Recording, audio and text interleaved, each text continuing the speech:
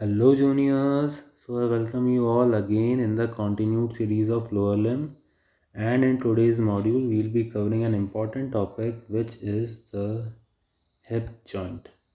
So in today's module we will be covering its introduction, articular surfaces, ligaments, relations, blood supply, nerve supply, movements and clinical relevance of hip joint. So you all must be familiar of the hip joint, which is formed by the articulation of the femur bone and the hip bone. So without wasting any further time, let's move ahead. So starting with the introduction, hip joint is a connection between the legs and the trunk. Hip joint is a ball and socket type of joint. Here the ball component of the joint is formed by the head of the femur, and the socket component of the joint is formed by the hip bone, a depression in the hip bone which forms the socket component of the joint. The hip joint have a high degree of stability as well as mobility because of the ligaments supporting the joint. So hip joint is supported by numerous ligaments. Coming to the articular surfaces of the hip joint. So there are two articular surfaces. First one is the head of the femur, second one is the acetabulum. So head of the femur forms more than half of the sphere. So basically the head of the femur bone is not a full sphere, but rather it's a more than half of the sphere. This sphere is covered with hyaline cartilage. The head of the femur is covered with hyaline cartilage except at the point here called the fovea, where the cartilage is absent. So head of the femur is covered with hyaline cartilage, and this whole surface forms the articular surface of the head of the femur, which that is it articulates with the hip bone. Secondly, we have the acetabulum. So this is the acetabulum. The acetabulum is a curved hollow horseshoe shaped depression. This is a horseshoe shaped depression. Those who don't know what is a horseshoe, this is the horseshoe. It is a horseshoe shaped depression. This depression is present in the hip bone. This is the hip bone, and you all must be knowing the anatomy of hip bone, that hip bone is formed by the fusion of ilium, pubis and ischium bones. So all three components fuse together to form this acetabulum. So acetabulum is a articulating surface is covered with cartilage. So this is the articulating surface which is covered throughout with the cartilage, formed by joining of, as I've already told you, ilium, pubis and ischium bone. This articulating surface is also called as lunate surface. Now coming to the ligaments of hip joint. So there are various ligaments which support the joint and provide stability and strength to the joint. So ligaments are as fibrous capsule, iliofemoral ligament, pubofemoral ligament, ischiofemoral ligament, ligament of the head of the femur, acetabular labrum and transverse acetabular ligament. Now we'll cover these ligaments one by one. Now viewing all the ligaments one by one in a 3D anatomy app. So this is the femur bone and this one is the hip bone. So starting with the first ligament, as you must be able to see, this is an inverted Y-shaped ligament. This ligament is an inverted Y-shaped ligament known as iliofemoral ligament. As the name suggests, iliofemoral, it connects the ilium of hip bone with the femur. As I dissect it out, I am left with the fibrous capsule or the articular capsule of the hip joint. It's a capsule which surrounds the head of the femur. If I dissect it, I am left with pubofemoral ligament. As the name suggests, it attaches pubis of the hip bone with the femur bone. If I dissect it out, posteriorly I have ischiofemoral ligament. It runs from ischium part of hip bone to the femur. And now if I remove the femur bone, I am left with this ligament called zona orbicularis. Zona orbicularis is also one of the ligament. Now this is the acetabular labrum. Acetabular labrum, as the name suggests, it sits with the acetabulum, and labrum means a lip. So it resembles a lip and is a part of ligament. Now I am left with these ligaments. This is the intermediate fascicle of ligament of head of femur. If I dissect it out, I am left with the anterior. This one is the anterior and this one is the posterior fascicle of the ligament of head of femur. Lastly, I am left with the transverse acetabular ligament. So this is the transverse acetabular ligament. It connects the horseshoe shaped depression from inferior. You all must be able to appreciate this transverse acetabular ligament. It connects the depression inferiorly. And this one was our acetabular labrum. So done with fibrous capsule, iliofemoral ligament, pubofemoral, ischiofemoral ligament, ligament of head of femur, acetabular labrum and transverse acetabular ligament. Now covering the relations of the hip joint. So to understand the relations of the hip joint, I have an illustration here. So this is the hip joint, and the parts which are posterior to the hip joint comes in the posterior relations. The part which lies anterior to the hip joint comes in anterior relation, and the parts which are above the hip joint forms the superior relation, and parts below are the inferior relations. So now covering anterior, posterior, superior and inferior relations one by one. So this is the image taken from BDC, and in the first glance this image looks intimidating, but I have a simpler image for you to make this thing more easier.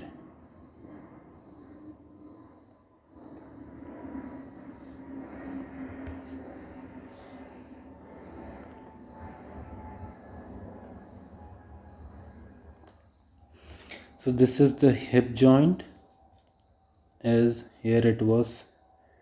This is our hip joint. These are posterior and these are anterior relations.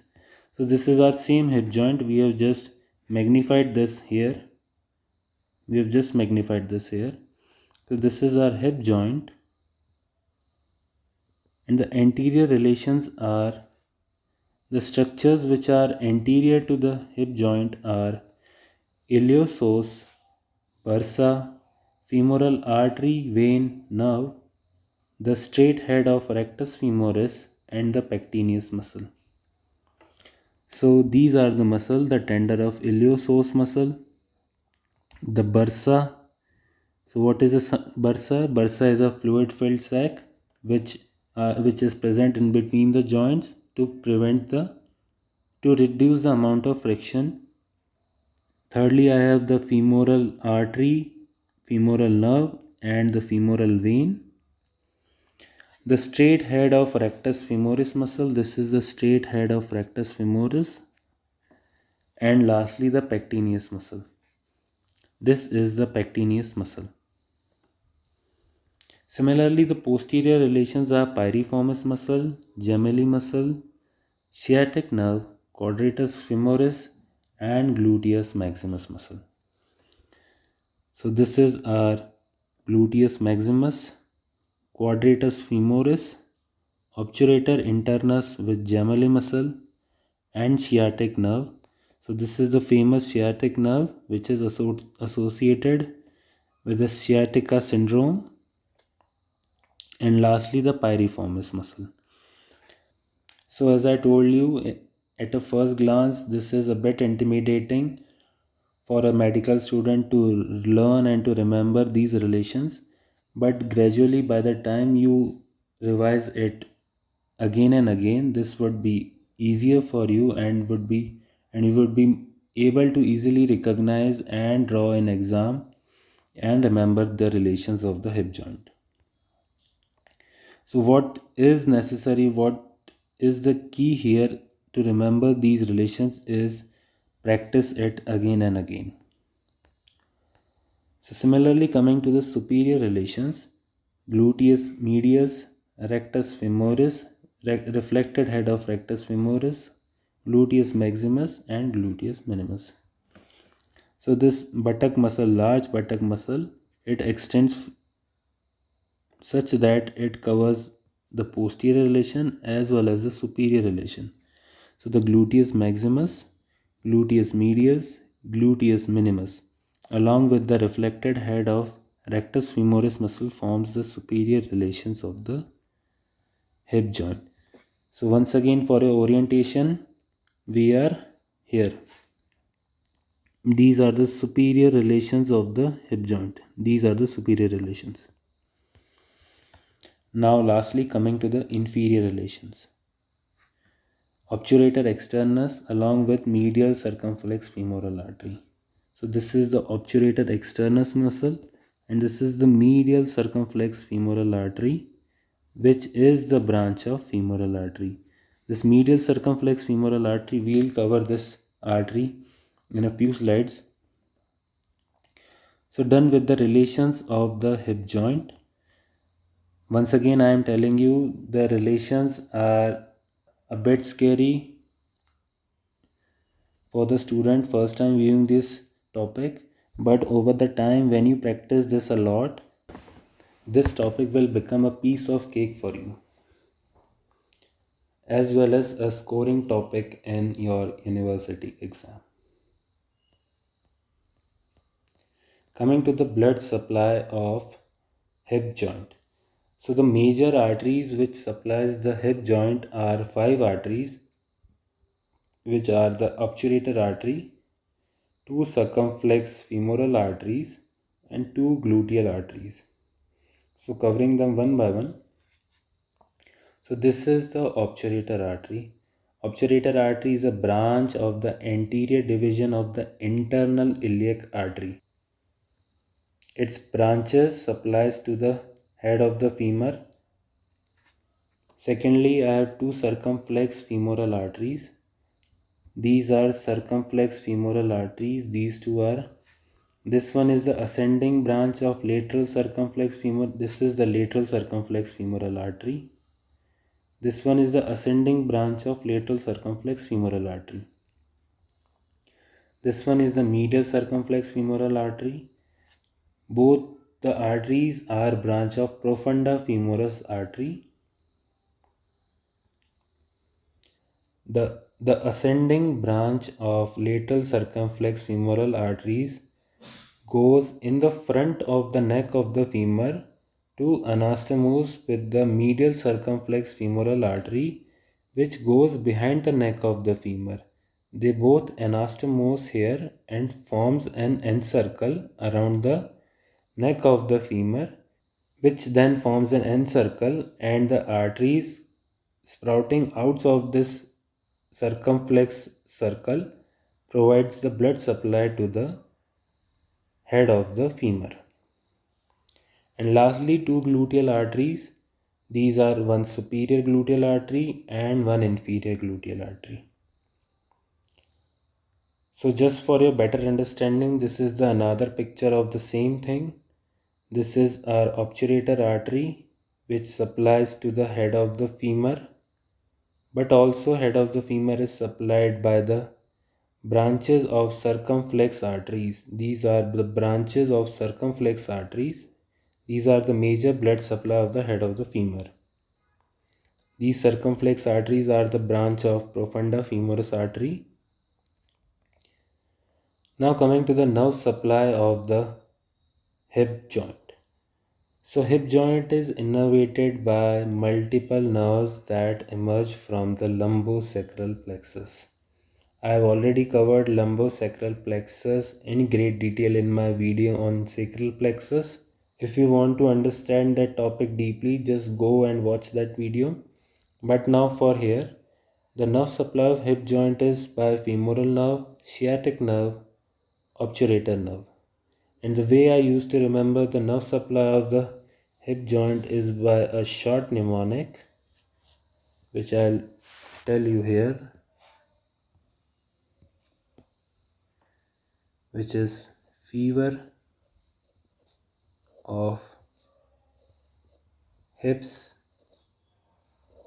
don't lie by Shakira. So hips don't lie is a famous song by Shakira, and here the fever represents the femoral nerve, the S of Shakira represents the sciatic nerve, and obturator, O of obturator is corresponds with O of don't, right here. And hips here will help you to remember that it is a nerve supply of hip joint.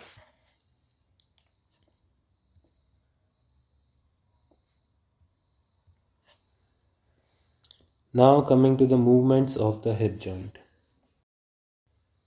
So there are majorly 6 movements of the hip joint, and there are various muscles producing these movements, and we will be covering these movements one by one.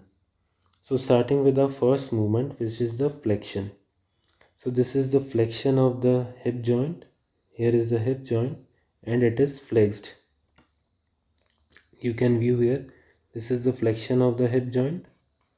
As you can appreciate, the femur bone is moving towards the sky, which is the flexion of the hip joint. The flexion of the hip joint is produced with the help of psoas major muscle and iliacus muscle. You can appreciate here is the psoas major muscle. The contraction of psoas major muscle lead to flexion of the hip joint.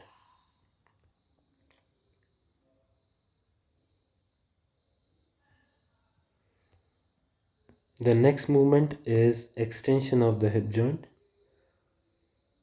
Here the femur goes posteriorly.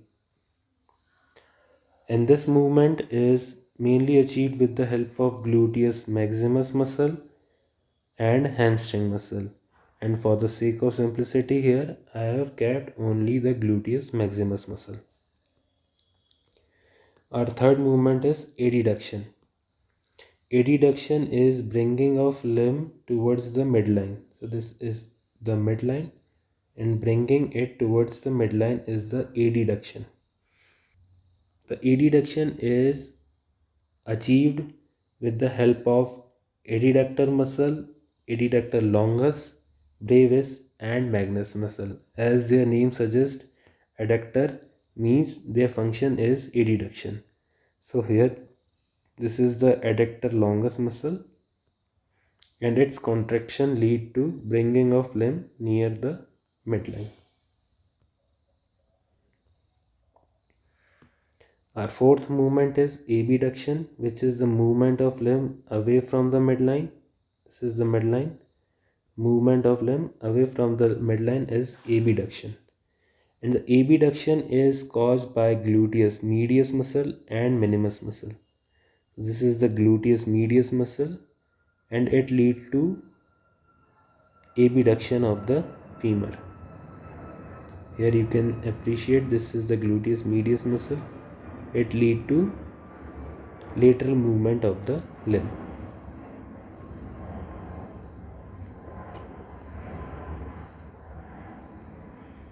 Our fifth movement is the medial rotation. Medial rotation is achieved with the help of many muscles, but the main muscle, the chief muscle which causes this movement is this tensor fasciae latae muscle. Our last movement is the lateral rotation. Here, this is the lateral rotation of the hip joint, which is achieved with the help of obturator and gemelli muscles. Here I have shown you the obturator muscles. Now coming to the clinical relevance of the hip joint. Dislocation of the hip joint is a common injury. It's an emergency. It commonly occurs in young adults, which is caused by either fall from a height or meeting a roadside accident. This lead to dislocation of hip joint. It's a painful condition. Secondly, the coxa vara and coxa valga.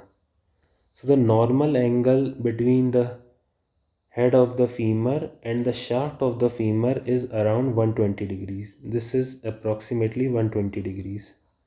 Any variation in the normal angle lead to a pathology. So the coxa vara is angle which is lesser than 120 degree.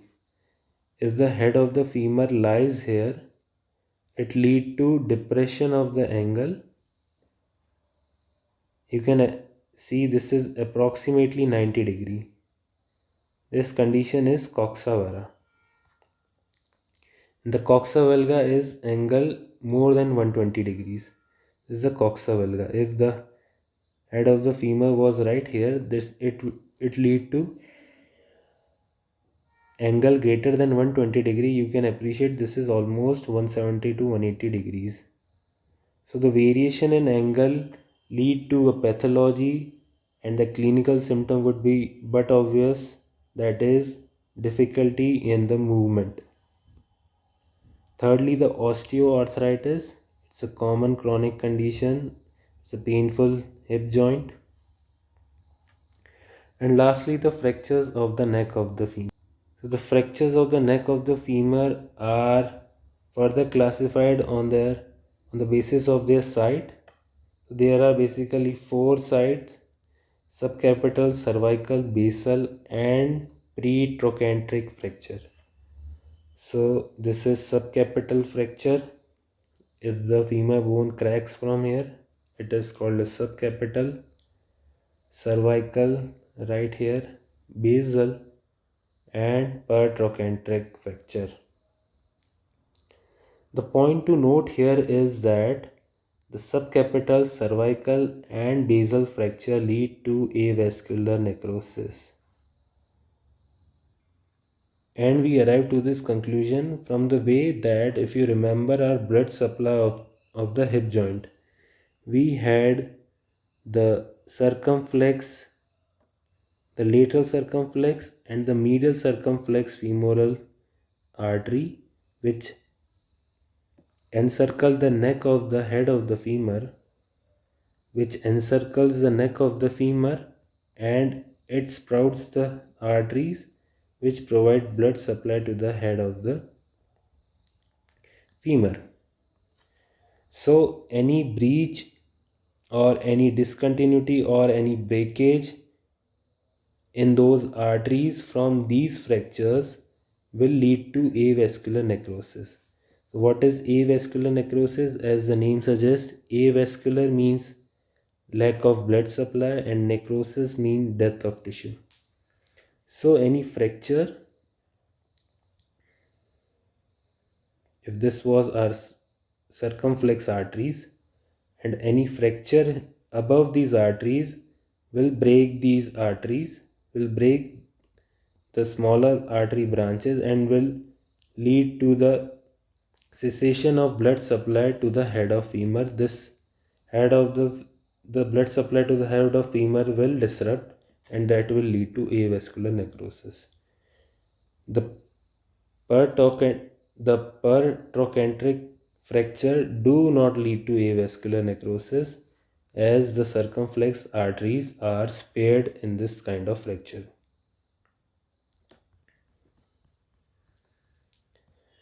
So done with the introduction, articular surfaces, ligaments, relation, blood supply, nerve supply, movements and clinical relevance of the hip joint. If you found this video helpful, do like it, do share it with your friends. Thank you.